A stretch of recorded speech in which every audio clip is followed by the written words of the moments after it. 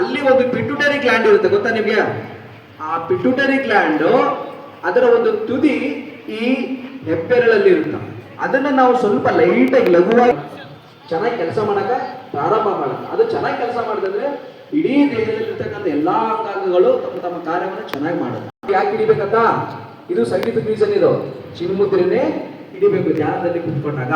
Okay, ಎಲ್ಲರೂ ಈಗ ಚಿನ್ಮುದ್ರೆ ಹಿಡೀರಿ. ಕತ್ತು ನೇರ, ಕೈಯಲ್ಲಿ ಚಿನ್ಮುದ್ರೆ, ಕಣ್ಣುಗಳನ್ನ ಮುಚ್ಚಿರಿ. ಮತ್ತೊಮ್ಮೆ ಎಲ್ಲರೂ ಒಟ್ಟಿಗೆ ಓಂಕಾರವನ್ನು ಮಾಡೋಣ. ನಾವು ನೀವು ಎಲ್ಲರೂ ಒಟ್ಟಿಗೆ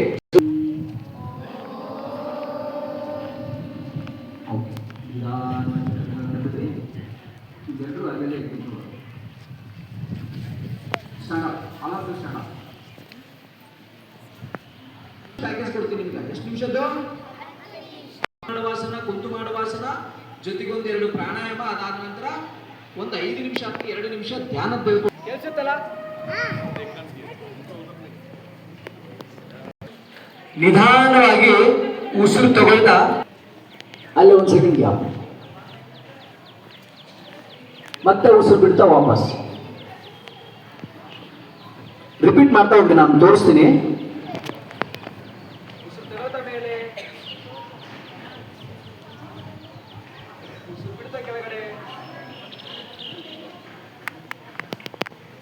ಮತ್ತೆ ಮೇಲೆ ಪ್ರಾರಂಭ ಮಾಡಬೇಕು. ಎಡಭಾಗದಿಂದ ಪ್ರಾರಂಭ ಮಾಡಿ ಉಸಿರು ಬಿಡಿತ ಬಲಭಾಗಕ್ಕೆ ವೃತ್ತವನ್ನು ಪೂರ್ತಿಗೊಳಿಸ್ತಾ ಹೋಗಬೇಕು. 1 2